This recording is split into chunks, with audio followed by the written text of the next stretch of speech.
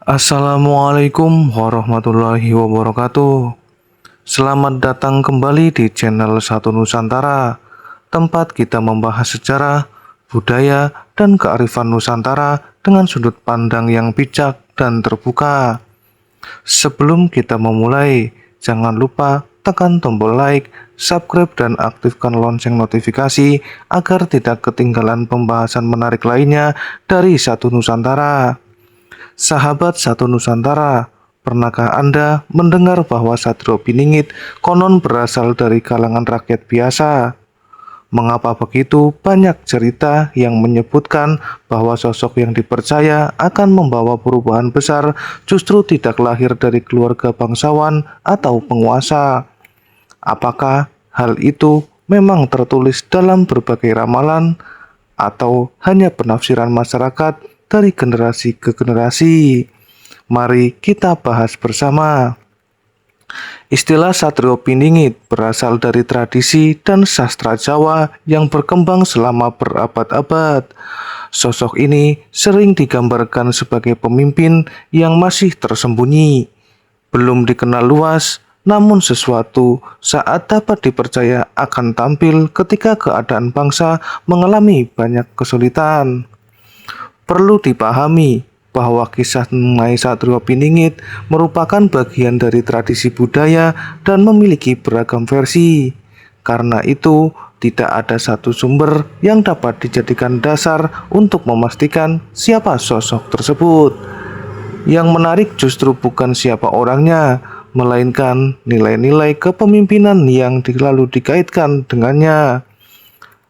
Banyak penafsir menyebut bahwa Satrio Piningit bukan berasal dari keluarga kaya atau keturunan bangsawan. Mengapa demikian? Karena dalam sejarah Nusantara maupun dunia, banyak pemimpin besar justru lahir dari kehidupan sederhana. Mereka tumbuh bersama masyarakat. Mereka merasakan kesulitan rakyat. Mereka memahami arti perjuangan sejak kecil. Pengalaman hidup seperti itulah yang dipercaya mampu membentuk karakter pemimpin yang kuat. Namun sekali lagi, ini merupakan penafsiran budaya, bukan fakta yang dapat dibuktikan secara pasti. Jika benar berasal dari rakyat biasa, lalu bagaimana pendidikannya? Banyak orang beranggapan bahwa pendidikan selalu identik dengan sekolah tinggi, padahal pendidikan memiliki makna yang jauh lebih luas. Pendidikan pertama adalah keluarga. Di sanalah seseorang belajar kejujuran, tanggung jawab, sopan santun, serta menghormati sesama. Pendidikan kedua adalah masyarakat. Memulai kehidupan sehari-hari, seseorang belajar memahami karakter manusia, menyelesaikan masalah, serta menghadapi tantangan. Pendidikan ketiga adalah pengalaman hidup. Seringkali kegagalan menjadi guru terbaik. Orang yang pernah jatuh biasanya lebih memahami arti bangkit. Karena itulah tokoh besar ditempa bukan hanya oleh bangku sekolah, tetapi juga oleh perjalanan hidup yang begitu panjang. Salah satu sifat yang sering dikaitkan dengan Satrio Piningit adalah rendah hati.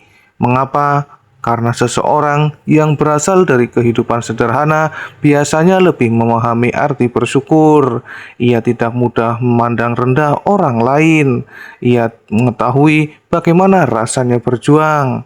Nilai seperti ini sebenarnya sangat relevan hingga saat ini.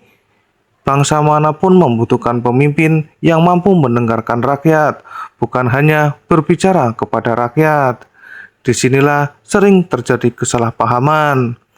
Berasal dari rakyat biasa bukan berarti harus hidup dalam kemiskinan.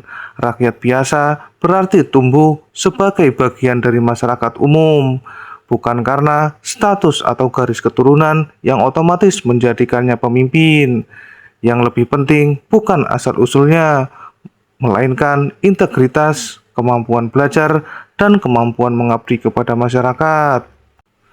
Dalam berbagai kisah kepemimpinan, pendidikan karakter selalu menjadi fondasi utama. Melalui kejujuran, keberanian, kesabaran, disiplin, kemampuan mengendalikan diri, semuanya itu tidak dapat dibeli dengan kekayaan. Karakter dibentuk melalui latihan, pengalaman, dan ketekunan. Inilah pelajaran yang dapat kita ambil dari berbagai kisah mengenai Satrio Piningit. Apa makna semua ini bagi kita? Jangan pernah merasa rendah diri karena berasal dari desa. Jangan minder karena orang tua bukan pejabat. Jangan menyerah hanya karena kondisi ekonomi sederhana. Sejarah menunjukkan bahwa banyak tokoh besar melalui perjalanan dari titik yang biasa-biasa saja. Yang membedakan mereka adalah semangat belajar yang tidak pernah padam. Hari demi hari, mereka terus memperbaiki diri. Sedikit demi sedikit, mereka membangun kemampuan. Pada akhirnya, mereka dipercaya pemimpin karena kualitas, bukan karena keturunan. Daripada sibuk-sibuk menebak siapa Satrio Piningit, mungkin lebih baik jika kita meneladani nilai-nilai yang sering diletakkan pada sosok tersebut. Belajar dengan sungguh-sungguh, bekerja keras, menolong sesama, menjaga kejujuran, dan mengutamakan kepentingan bersama.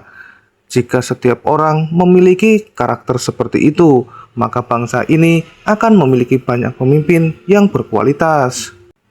Sahabat Satu Nusantara, pembahasan mengenai Satrio Piningit selalu menarik karena berada di antara sejarah, budaya, dan berbagai penafsiran yang berkembang di masyarakat.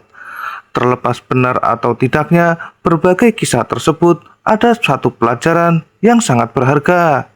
Kebesaran seseorang tidak ditentukan oleh asal-usulnya, bukan pula oleh kekayaannya, melainkan oleh ilmu, akhlak, kerja keras, dan pengabdiannya kepada masyarakat. Lalu, bagaimana menurut pendapat Anda?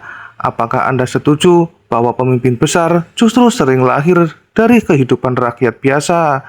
Tulis pendapat Anda di kolom komentar dengan tetap saling menghormati perbedaan pendapat.